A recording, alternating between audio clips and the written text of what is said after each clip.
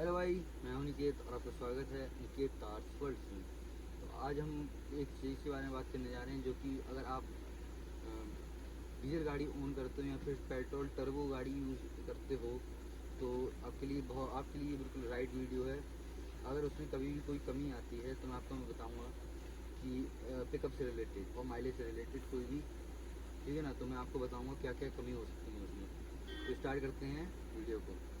तो अगर आपकी भाई डीजल टर्बो गाड़ी है, पेट्रोल टर्बो गाड़ी है, और अगर वो पिकअप भूल रही है, उसमें पिकअप की आपको लग रहा है कि अब पिकअप कम हो रखा है इसका गाड़ी का, और जैसे वेल पिक करती थी टर्बो की किक होने के बाद अब वैसे नहीं कर रही है, तो आप एक चीज़ चेक कराइएगा ज़रूर कि जो है उसका टर्बो की पाइप्स। और मेनली जो दिक्कत आती है गाड़ियों में, टर्बो की पाइप्स होती हैं, वो कहीं ना कहीं से टाइम की वजह से ख़राब हो जाती हैं, फट जाती हैं, लीक हो जाती हैं या फिर ढीली हो जाती हैं।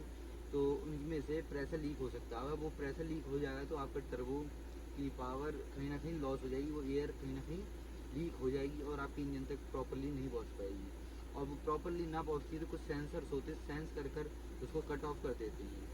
तो इसलिए मैं आपको बताना चाह रहा हूँ कि मेनली अगर आपकी गाड़ी में पिकअप का समय कंसर्न आ रहा है तो आप एक बार क्या कहते हैं पाइप्स को चेक कराइएगा ज़रूर। और अगर तब भी आपका नहीं हो रहा है और नहीं हो रहा है तो फिर भाई आप एक बार इंटरकूलर चेक करा सकते हैं अपनी गाड़ी का। इंटरकूलर में क्या होता है, अगर आपकी गाड़ी का टर्बो ख़राब हुआ तो वो भी आपको पता चल जाएगी टर्बो मेरा ख़राब है। अगर टर्बो की सील कट गई होगी, पैकिंग कट गई होगी, तो भी आपको पता चल जाएगा, क्योंकि जो कि टर्बो और इंटरकूलर होता है वो एक ही चीज़, मतलब हवा उसमें से आती है। जैसे अपना इंजन होता है, जैसे रेडिएटर होता है इंजन का, तो उसमें लिक्विड चलता है, कूलेंट चलता है, तो ऐसे ही उसमें हवा चलती है। तो वो हवा ठंडी होती है और देन आपके इंजन तक पहुंचती है। तो इंटरकूलर में टर्बो के बाद हवा जाती है जिससे कि वो हवा ठंडी होती है।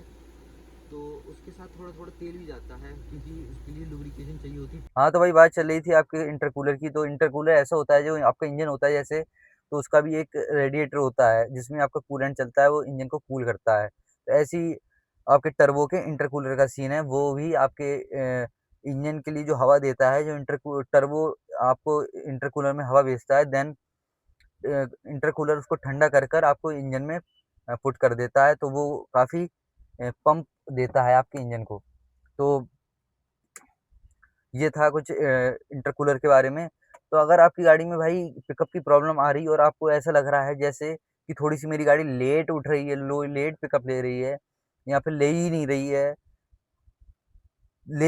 है, तो वो अलग कंसर्न है। अगर थोड़ी लेट ले रही है, जैसे 2000 आरपीएम पे लेती थी पहले आपकी गाड़ी पिकअप, और अगर अब ले रही है 3000 पे, 3500 पे, तो भाई आपको एक चीज़ देखनी पड़ेगी कि आपको पाइप चेक करनी है गाड़ी के जितने भी, मेनली उसी में कमी आएगी 100%।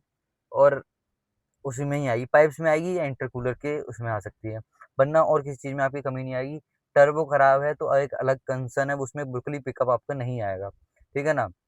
और एक चीज़ और होती है, क्या भाई, जो टर्बो होता है, हाँ, तो जो टर्बो होता है उसमें आपको जो एक क्लच टाइप चीज़ मिलती है, जिससे जो वैक्यूम पाइप होता है उसमें उसमें एक, जो कि आपके क्लच को एंगेज कर देता है वैक्यूम के द्वारा। तो वो आपके क्लच एंगेज होने के बाद वो आपकी जो हवा होती है उसको अलाउ कर देता है इंजन में जब पहुँचने के लिए। तो उसके लिए अगर वो आप पाइप लीक होगा तो आपकी गाड़ी में पिकअप की प्रॉब्लम आ सकती है उससे भी, ठीक है ना? क्योंकि वैक्यूम अगर वो भूल जाएगा, अगर वैक्यूम उसमें लीक हो जाएगा तो क्लच एंगेज नहीं होगा, और वो एंगेज नहीं होगा तो आपकी हवा नहीं जाएगी। तो ये एक सिंपल सा वो है फंडा, आप इसको भी चेक करा सकते हैं।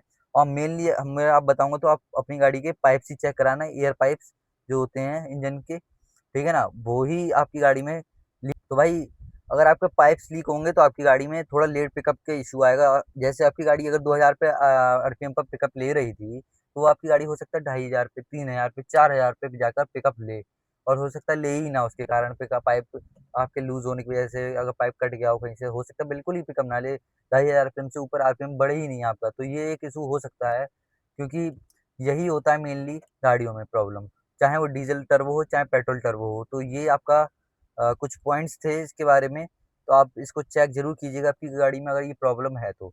और ऐसी थी कुछ आज की वीडियो, आपको पसंद आई हो तो आप इसको लाइक, शेयर, सब्सक्राइब कीजिए। Thanks for watching.